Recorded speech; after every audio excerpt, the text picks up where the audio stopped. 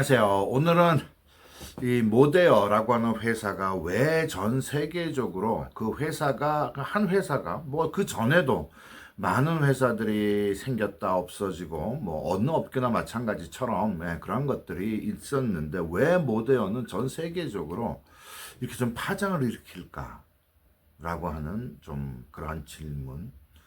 사실 글로벌로 많은 리더들이 하는 질문이기도 합니다. 사실 어떻게 보면 저는 개인적으로 그런 생각을 해요. 어떤 성장의 역풍을 맞았다라는 생각을 해보는 겁니다. 사실 이 부분은 한 회사뿐만이 아니고 한 개인도 생각을 해봐야 될 부분이 아닌가 싶습니다. 예를 들어서 이 팬데믹 동안에 미국의 네트워크 마케팅 업계가 한 20% 성장을 했습니다. 360억 불 시장이 한 20% 성장을 하면서 거의 430억 불 정도의 어떤 그 시장 규모로 성장했습니다. 여러분들 아시는 것처럼 네트워크 마케팅 업계는요, 이상하게도 경기가 나쁘면 사업자가 늘어납니다. 경기가 좋으면 소비자가 늘어납니다. 사실 그것이 어떻게 보면 어떤 이 사업을 하고 있는 우리들도 그 파도 타기, 그죠? 경기의 흐름에 따라서 파도 타기와 사업적인 전략을 잘 수립을 해야 되는데, 어쨌든 이 팬데믹 때 경기가 어려웠어요.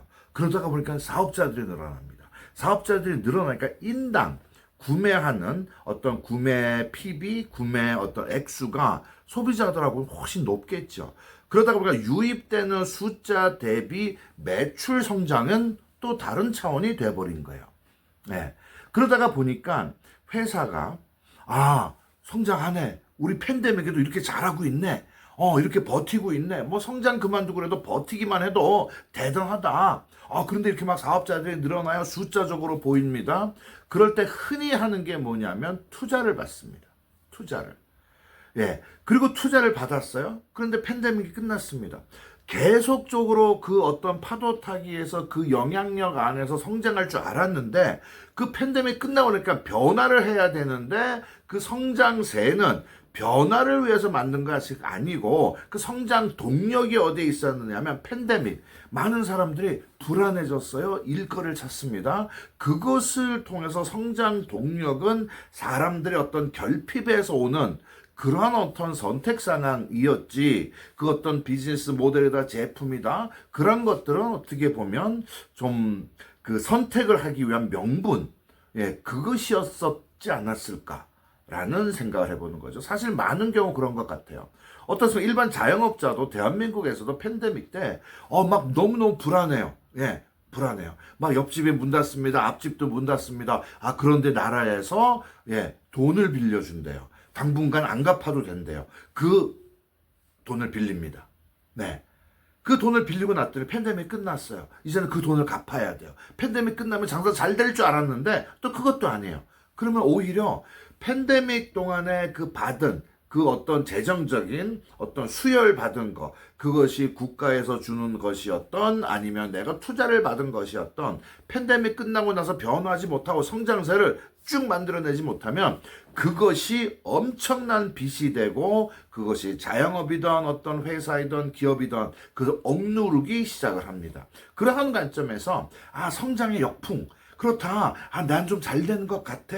뭐 그럴 것 같아. 앞으로 비전이 보여. 그러다가 보니까 재고량도 늘리고 직원도 충원을 하고, 그러한 과정 속에서 투자를 받습니다. 모델 같은 경우에는 골든게이트 캐피털, 그죠? 골든게이트라고 하는 그 벤처 회사로부터 투자를 받았습니다. 사실 그 회사는요, 허벌라이프에도 투자를 하고 특히 네트워크 기업에 투자를 하는 그러한 어떤 그 벤처 캐피탈 그런 회사입니다. 그것으로부터 투자를 받았어요. 그런데 팬데믹이 끝났어요. 변화가 늦고 적응을 못하고 그러다가 보니까 매출이 생각했던 것만큼 팬데믹이 끝났는데도, 끝나면 뭔가 대박을 칠 줄 알았는데 사업자들이 많이 들어왔으니까 엄청난 성장을 만들어낼 줄 알았는데 그게 안 일어납니다. 그럼 벤처 캐피탈은 어때요? 제일 먼저 그들이 손대는 것을 일반적으로 보면 물량에 손을 댑니다. 그것을 일단은 뭐 차압을 하던 물량을 동결을 시키던 그런 것으로 시작이 돼요. 그러면 다른 회사, 다른 어떤 산업들과는 다르게 특히 네트워크 기업은요, 어떤 이 제품 재고량에 락이 딱 걸려버리면 바로 문 닫습니다.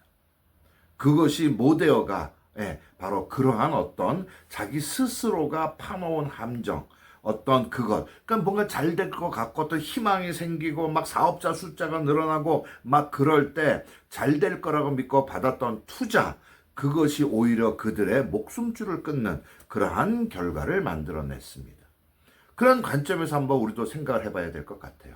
나는 사업이 잘 되고 있을 때 혹시 지출을 늘리고 있지 않느냐?